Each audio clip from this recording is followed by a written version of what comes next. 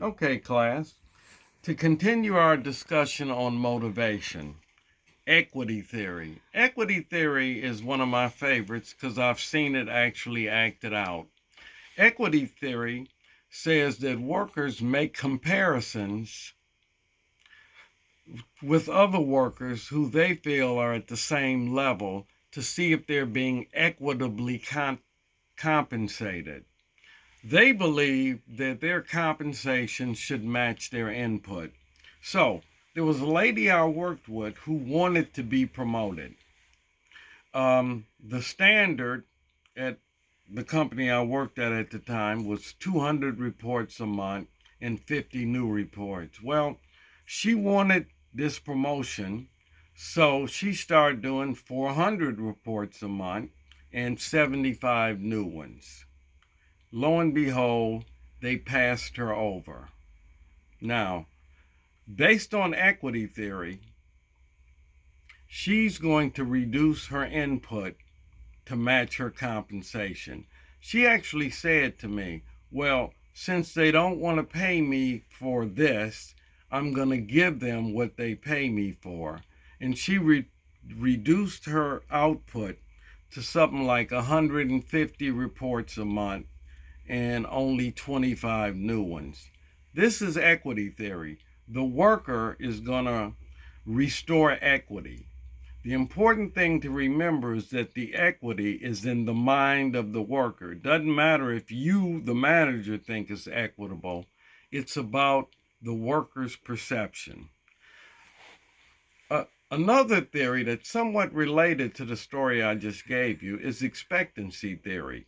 Expectancy theory says, if there is an attractive reward, something that I actually want, and I believe that if I work hard, I can get the reward, then I'm motivated to work hard. Now, this only works if one, I want the reward, and two, I believe that my hard work will actually result in me getting the reward.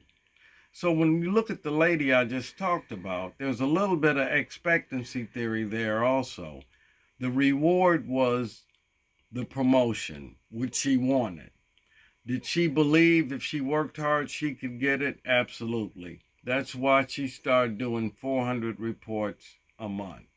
Unfortunately, she didn't get the reward, but she was motivated to work hard because the reward was attractive and she believed that if she worked hard, she could get it. The last one we're going to talk about is goal setting theory, which simply says that managers should set clear goals in conjunction with the workers. If you've ever heard of management by objectives, this is an attempt to use goal setting theory. Let's go back to that same company where the standard is 200 and 50 new reports. Well, I would sit down with my manager and we'd say, okay, Dialis, what is a reasonable goal for you to work toward? And the reward is a 3% increase in pay. Now, it's important that the manager and the worker come up with these goals together. Because if you let the worker do it, I'm going to say what? Well, I think it should be 201 and 51. And the manager is going to say, wait a minute, that's so low, you know you can make it. On the other hand, if we let the managers set it by themselves, well, I think you should aim for 350 and 75 new reports. Well, if the worker believes this is unreasonable or impossible, I'm not even going to try because I know I can't reach it. Instead, they collaborate. Okay, we're going to aim for 230 and 55 new reports. We agreed to that. And at the end of the period, if I make it, I get the reward, the raise. And if I don't make it at the end of the period, I get advice.